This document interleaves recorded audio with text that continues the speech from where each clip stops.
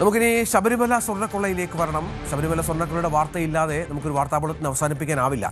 ഇന്നും ഇതുമായി ബന്ധപ്പെട്ട വളരെ പ്രധാനപ്പെട്ട ചില കാര്യങ്ങളുണ്ട്. അതിലൊന്ന്, റിമാൻഡിൽ കഴിയുന്ന ബെല്ലാരിയിലെ സ്വർണ്ണ വ്യാപാരി ഗോവർദ്ധൻ, ഒപ്പം തിരുവിതാംകൂറിന്റെ ദേവസ്വം ബോർഡ് മുൻ പ്രസിഡന്റായിരുന്ന എ പത്മകുമാറും നൽകിയ ഹർജിയിൽ, ജാമ്യ ഹർജിയിൽ ഹൈക്കോടതി ഇന്ന് വീണ്ടും പരിഗണിക്കുന്നുണ്ട്.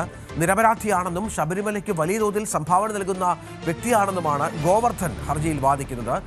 താൻ അറിയാതെ, താൻ ഒറ്റയ്ക്ക് ഇത്തരം കാര്യങ്ങളൊന്നും ചെയ്തിട്ടില്ല എന്നാണ് പത്മകുമാറിൻ്റെ ഒരു വാദം. അന്വേഷണ സംഘത്തിൻ്റെ കണ്ടെത്തൽ ജാമ്യാപേക്ഷയിൽ പൂർണ്ണമായും പത്മകുമാർ നിഷേധിക്കുന്നുണ്ട്.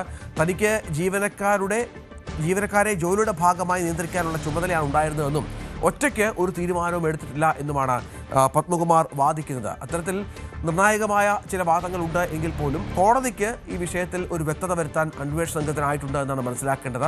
അതനുസരിച്ചുള്ള തീരുമാനമായിരിക്കും കോടതിയുടെ ഭാഗത്തുനിന്ന് ഉണ്ടാവുക എന്നുള്ളതാണ്. എം ജി മിഥുൻ വിവരങ്ങളുമായി ചേരുകയാണ്. മിഥുന്, ഇപ്പോൾ ഈ പത്മകുമാർ പറയുന്നത് ഒറ്റയ്ക്കൊരു തീരുമാനം എടുക്കാനാവില്ല. നമുക്കറിയാം, അതൊക്കെ ലക്ഷ്യം വെക്കുന്നത് ആരെയാണ് എന്ന് വളരെ കൃത്യമായി തന്നെ അറിയാം.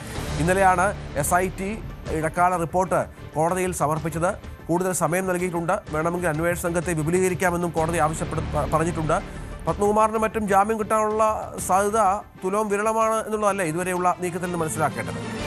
തീർച്ചയായും. കാരണം കഴിഞ്ഞ ദിവസം ഈ ഇടക്കാല റിപ്പോർട്ട് പരിഗണിച്ചുകൊണ്ട് ഹൈക്കോടതി ചില പരാമർശങ്ങൾ നടത്തിയതുകൊണ്ട് തന്നെ ഇന്ന് എ പത്മകുമാറിൻ്റെയും ഒപ്പം തന്നെ ഈ ഗോവർദ്ധൻ്റെയും ജാമ്യാപേക്ഷ പരിഗണിക്കുമ്പോൾ സ്വാഭാവികമായും അത് തള്ളാനുള്ള സാധ്യത തന്നെയാണ് നമുക്ക് കണക്കാക്കപ്പെടുന്നത്. പ്രത്യേകിച്ച് ഇതുവരെയുള്ള ഈ പ്രത്യേക അന്വേഷണ സംഘത്തിൻ്റെ ഈ അന്വേഷണം അത് കൂടുതൽ സുതാര്യമാണ്. ഒപ്പം തന്നെ അവർ കൂടുതൽ കണ്ടെത്തലുകൾ നടത്തിയിട്ടുണ്ട് എന്ന് കോടതി പോലും വിശ്വസിച്ച് അത് കൂടുതൽ അനുമതികൾ നൽകുന്നു. അതായത് ഇനി ഏകദേശം 2 ആഴ്ച മാത്രമായിരുന്നു കാലാവധി ബാക്കി ഉണ്ടായിരുന്നെങ്കിൽ അതിപ്പോൾ 6 ആഴ്ചയായി കൂടുതൽ സമയം അനുവദിച്ചു നൽകുന്നു. കൂടുതൽ പേരിലേക്ക് അന്വേഷണം എത്തേണ്ടതായിട്ടുള്ള സാഹചര്യമുണ്ട്. അതൊക്കെ കോടതിക്ക് ബോധ്യപ്പെട്ടു എന്നുള്ളതാണ് നമുക്ക് മനസ്സിലാക്കാൻ സാധിക്കുന്നത്. അതുകൊണ്ട് തന്നെയാണ് അന്വേഷണ സംഘത്തെ വിപുലീകരിക്കാമെങ്കിൽ വിപുലീകരിക്കാം, പക്ഷേ അത് കോടതി അറിയിച്ചു വേണം. മറ്റു വിമർശനങ്ങൾ ഒരു തരത്തിലും ഉണ്ടാകാൻ പാടില്ല. ഒരു തരത്തിലുമുള്ള ബാഹ്യ സമ്മർദ്ദം SITക്ക് മേൽ ചുമത്താൻ പാടില്ല. ചില സാമൂഹ്യ മാധ്യമങ്ങളിലൊക്കെ ഇതുമായി ബന്ധപ്പെട്ട് SITക്ക് മേൽ SITയെ കരുതൽ നിർത്തുന്ന രീതിയിൽ ചില പ്രതികരണങ്ങളൊക്കെ ഉണ്ടാകുന്നുണ്ട്. പ്രതിപക്ഷ നേതാക്കളുടെ ഭാഗത്തുനിന്ന് ഇങ്ങനെയൊക്കെയുള്ള കാര്യങ്ങളൊക്കെ ഉയർന്നു വരികയും ചെയ്യുന്നുണ്ട്. പക്ഷേ SITയെ സംബന്ധിച്ച് അത് ആ സംഘത്തെ രൂപീകരിച്ചത്,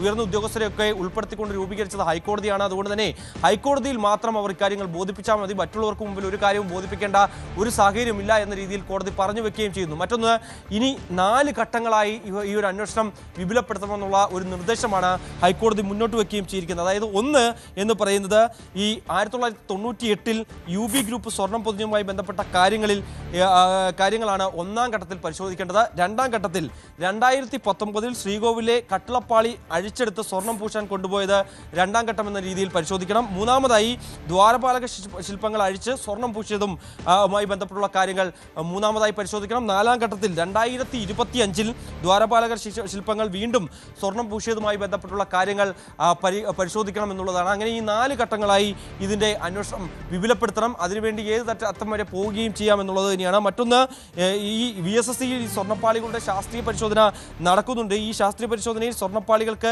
എന്ത് സംഭവിച്ചു എന്ന് വ്യക്തമാകുമെന്നും കോടതി പറയുകയും ചെയ്തിട്ടുണ്ട്. അതുകൊണ്ട് തന്നെ അതിൻ്റെയൊക്കെ ഫലങ്ങൾ വരേണ്ടതായിട്ടുണ്ട്. കൂടുതൽ പേരിലേക്ക് ഈ അന്വേഷണം വ്യാപിപ്പിക്കേണ്ടതായിട്ടുണ്ട്. നിലവിൽ ഏകദേശം 8 പേർ ഇതുമായി ബന്ധപ്പെട്ട് അറസ്റ്റിലായിട്ടുണ്ട് എന്നുള്ള കാര്യങ്ങൾ കോടതിയെ കൃത്യമായി SIT അറിയിക്കുകയും ചെയ്തിട്ടുണ്ട്. 181 പേരെ ഇതിനോടകം ഈ കേസിൻ്റെ ഭാഗമായി മൊഴി രേഖപ്പെടുത്തിയിട്ടുണ്ട് എന്നുള്ള കൃത്യമായ വിവരങ്ങൾ ഈ ഇടക്കാല റിപ്പോർട്ടിൽ ഹൈക്കോടതിയിൽ നൽകിയ റിപ്പോർട്ടിൽ കൃത്യമായി SIT തന്നെ പറഞ്ഞു വെക്കുകയും ചെയ്യുന്നുണ്ട്. ഇത് മുഖവിലക്കെടുത്തുകൊണ്ട് തന്നെയാണ് ഹൈക്കോടതിയുടെ തുടർ നീക്കങ്ങൾ ഉണ്ടായിരിക്കുന്നത്. ഇക്കാര്യത്തിൽ കൂടുതൽ സമയം അനുവദിച്ച് നൽകിയിരിക്കുന്നത്. കൂടുതൽ പേരെ ഈ അന്വേഷണ സംഘത്തിന്റെ ഭാഗമാക്കാമെന്നുള്ള ഒരു തീരുമാനം കൂടി ഹൈക്കോടതിയുടെ ഭാഗത്തു നിന്ന് വന്നിരിക്കുകയും ചെയ്യുന്നു എന്നുള്ളത് തന്നെയാണ്. എന്തായാലും അടുത്ത ഘട്ടത്തിലേക്ക് പോകേണ്ടതായിട്ടുണ്ട്. ഈ ജാമ്യാപേക്ഷയുമായി ബന്ധപ്പെട്ട ഗോവർദ്ധൻ നൽകിയ ജാമ്യാപേക്ഷയിൽ ചില കാര്യങ്ങൾ സൂചിപ്പിക്കുന്നുണ്ട് രഞ്ജിത്ത്. അതായത് അതിലേറ്റവും പ്രധാനപ്പെട്ട കാര്യമെന്ന് പറയുന്നത്, താൻ ഒരു അയ്യപ്പ ഭക്തനാണ്. താൻ ഏറെക്കാലമായി ശബരിമലയിൽ മലചവിട്ടുന്ന ഒരു വ്യക്തി കൂടിയാണ്. ഈ തൻ്റെ ഈ കാലയളവിലെല്ലാം ഏകദേശം 1.5 കോടിയോളം രൂപയുടെ സാധനങ്ങൾ, അതായത് വിലപിടിപ്പുള്ള സാധനങ്ങൾ ഉൾപ്പെടെ താൻ ശബരിമലയ്ക്കായി നൽകിയിട്ടുണ്ട്. ഏറ്റവും ഒടുവിൽ 2020 താൻ 10 പവൻ്റെ സ്വർണ്ണമാല നൽകിയിട്ടുണ്ടായിരുന്നു. ഈ 10 പവൻ വരുന്ന ഈ സ്വർണം അത് എങ്ങോട്ട് പോയി, അല്ലെങ്കിൽ അവയൊക്കെ ഈ മഹസൽ രേഖപ്പെടുത്തേണ്ട ഒരു സ്ഥിതിവിശേഷം ഉണ്ടായിരുന്നു. പക്ഷേ അതൊന്നും നടപടിക്രമങ്ങൾ പാലിക്കാതെ, അവ ഒന്നും തന്നെ രേഖപ്പെടുത്താതെ പോയ ഒരു പശ്ചാത്തലം. അത് മാളികപ്പുറത്തിന് മുന്നിലാണ് ഈ ഒരു പശ്ചാത്താപം എന്ന രീതിയിൽ താൻ ഈ ഒരു സ്വർണം നൽകിയത്. ഇത്രയും വില ഉൾപ്പെടെയുള്ള സാധനങ്ങളൊക്കെ നൽകുമ്പോൾ സ്വാഭാവികമായും ഈ ചില നടപടിക്രമങ്ങൾ പാലിക്കേണ്ടതായിട്ടുണ്ട്. മഹസർ രേഖപ്പെടുത്തണം. ഒപ്പം തന്നെ അത് പിന്നീട് തിരുവാഭരണ കമ്മീഷന് കൈമാറണം. അത് ലോക്കറിലേക്ക് മാറ്റണമെങ്കിൽ അത് ലോക്കറിലേക്ക് മാറ്റുക എന്നുള്ളതാണ് മറ്റൊരു നടപടിക്രമം എന്ന് പറയുന്നത്. പക്ഷേ ഇതൊന്നും തന്നെ പാലിച്ചിട്ടില്ല എന്നുള്ളതാണ്.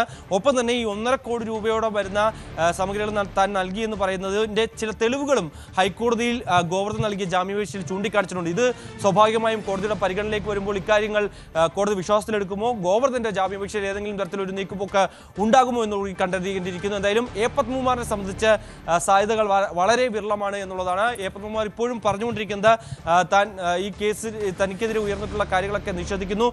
ഒരു കൂട്ടായ തീരുമാനത്തിന്റെ അടിസ്ഥാനത്തിൽ മാത്രമാണ് താൻ തീരുമാനങ്ങൾ എടുത്തിട്ടുള്ളത്. ഒറ്റയ്ക്ക് സ്വന്തം നിലയ്ക്ക് ഒരു തരത്തിലുമുള്ള തീരുമാനങ്ങൾ തന്റെ ഭാഗത്തുനിന്ന് ഉണ്ടായിട്ടില്ല എന്ന രീതിയിലുള്ള വാദങ്ങളാണ് ഹർജിയിൽ ഈ മുൻകൂർ അതായത് ഈ ജാമ്യ ഹർജിയിൽ എ പത്മകുമാർ മുന്നോട്ട് വയ്ക്കുകയും ചെയ്യുന്നത്. എന്തായാലും ഇക്കാര്യങ്ങളൊക്കെ പരിഗണിച്ചുകൊണ്ട് ഹൈക്കോടതി ഇന്ന് എന്ത് നിലപാട് സ്വീകരിക്കും, ഇവർക്ക് ജാമ്യം നൽകുമോ എന്നുള്ളതാണ് നമുക്ക് കണ്ടറിയേണ്ടിയിരിക്കുന്നത്. സ്വാഭാവികമായും കഴിഞ്ഞ ദിവസത്തെ ഹൈക്കോടതിയിലെ ചില പരാമർശങ്ങൾ ചൂണ്ടിക്കാണിക്കുന്നത് ഇവർക്ക് ജാമ്യാപേക്ഷ ഇന്ന് പരിഗണിക്കുമ്പോൾ സ്വാഭാവികമായും ഇവർ ജാമ്യാപേക്ഷ തള്ളാനുള്ള സാധ്യത തന്നെയാണ് നമുക്ക് മനസ്സിലാകുന്നത്.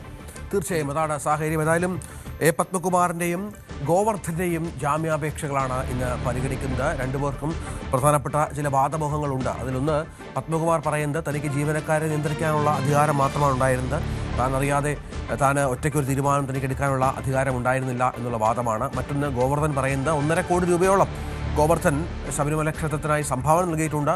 അങ്ങനെ ഒരാൾ എങ്ങനെ ഇത്തരമൊരു തട്ടിപ്പിന് നിൽക്കും, തനിക്ക് അതിൻ്റെ ആവശ്യമില്ല എന്നുള്ള ഗോവർദ്ധൻ്റെ വാദം, ഇത് രണ്ടും കോടതി മുഖവിലേക്ക് എടുക്കുമോ എന്ന കാര്യം ഇനി കാത്തിരുന്ന് കാണേണ്ടി വരും.